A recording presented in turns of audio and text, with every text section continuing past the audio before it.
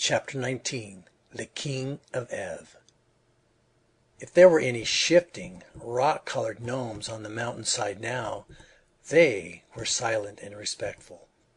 For our adventurers were not annoyed, as before, by their impudent laughter. Really, the gnomes had nothing to laugh at since the defeat of their king. On the other side they found Ozma's golden chariot standing as they had left it. Soon the lion and the tiger were harnessed to the beautiful chariot, in which was enough room for Ozma and the queen and 6 of the royal children. Little Evring preferred to ride with Dorothy upon the sawhorse, which had a long back. The prince had recovered from his shyness and had become very fond of the girl who had rescued him. So they were fast friends and chatted pleasantly together as they rode along. Bilna was also perched upon the head of the wooden steed, which seemed not to mind the added weight in the least, and the boy was full of wonder that a hen could talk and say such sensible things. When they came to the gulf, Ozma's magic carpet carried them all over in safety, and now they began to pass the trees, which birds were singing, and the breeze that was wafting to them from the farms of Ev was spicy with flowers and new mown hay, and the sunshine fell full upon them to warm them and drive away from their bodies the chill and dampness of the underground kingdom of the gnomes. "I would be quite content," said the Scarecrow to Tik-Tok, "were only the Tin Woodman with us. But it breaks my heart to leave him behind." "He was a fine fellow," replied Tik-Tok, "although his material was not very durable." "Oh, tin is an excellent material," the Scarecrow hastened to say, "and if anything ever happened to poor Nick Chopper, he was always easily soldered. Besides, he did not have to be wound up, and was not liable to get out of order." "I sometimes wish," said Tik-Tok, "that I was stuffed with straw as you are. It is hard to be made of copper." "I have no reason to complain of my lot," replied the Scarecrow. "A little fresh straw now and then makes me as good as new. But I can never be the polished gentleman that my poor departed friend, the Tin Woodman, was."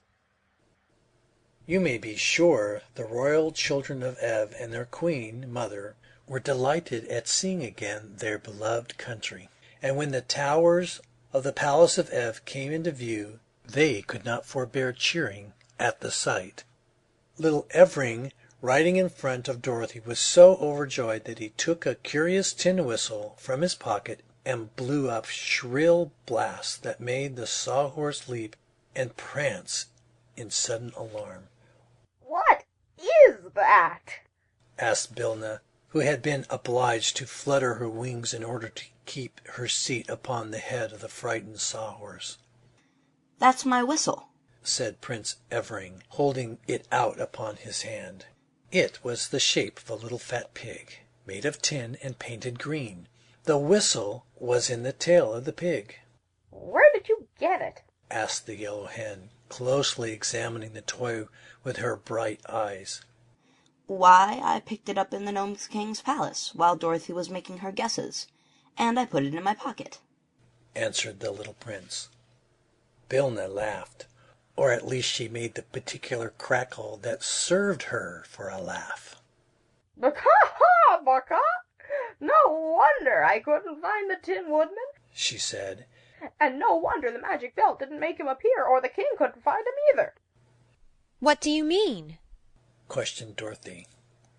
"Why, the prince had him in his pocket. Baka, baka!" cried Bilna, crackling again. "I did not," protested little Evring. "I only took the whistle." "Well then, watch me," returned the hen, and reaching out her claw, she touched the whistle and said, "Ev." Swish! "Good afternoon," said the Tin Woodman, taking off his flannel cap and bowing to Dorothy and the prince. I think I must have been asleep for the first time since I was made of tin, for I do not remember our leaving the Gnome King." You have been enchanted, answered the girl, throwing an arm around her old friend and hugging him tight in her joy. but it's all right now. I want my whistle, said the little prince, beginning to cry. Hush! Cautioned Bilna. The whistle is lost, but you may have another when you get home. The Scarecrow had fairly thrown himself upon the bosom of his old comrade, so surprised and delighted was he to see him again, and Tik-Tok squeezed the Tin Woodman's hand so earnestly that he dented some of his fingers.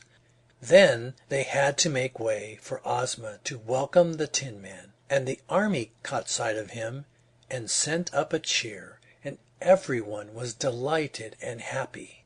For the Tin Woodman was a great favorite with all who knew him, and his sudden recovery after they thought he was lost to them forever was indeed a pleasant surprise. Before long the cavalcade arrived at the royal palace, where a great crowd of people had gathered to welcome their queen and her 10 children. There was much shouting and cheering, and the people threw flowers in their path, and every face wore a happy smile. They found the Princess Lagwagner in her mirrored chamber, where she was admiring one of her handsomest heads, one with rich chestnut hair, dreamy walnut eyes, and a shapely hickory nut nose. She was very glad to be relieved of her duties to the people of Ev, and the queen graciously permitted her to retain her rooms and her cabinet of heads as long as she lived. Then the queen took her eldest son out upon the balcony to overlook the crowd of subjects gathered below, and said to them, "Here is your future ruler, King Evardo 15th. He is 15 years of age, has 15 silver buckles on his jacket, and is the 15th Evardo to rule the land of Ev." The people shouted their approval 15 times, and even the Wheelers, some of whom were present, loudly promised to obey the new king. So the queen placed a big crown of gold, set with rubies, upon Evardo's head, and threw an ermine robe over his shoulders, and proclaimed him king. And he bowed gratefully to all his subjects, and then went away to see if he could find any cake in the royal pantry. Ozma of Oz and her people, as well as Dorothy, Tik-Tok, and Bilna, were splendidly entertained by the Queen Mother, who owed all her happiness to their kind offices, and that evening the Yellow Hen was publicly presented with a beautiful necklace of pearls and sapphires as a token of esteem from the new king. End of chapter 19. Recorded by Lyle Wilson.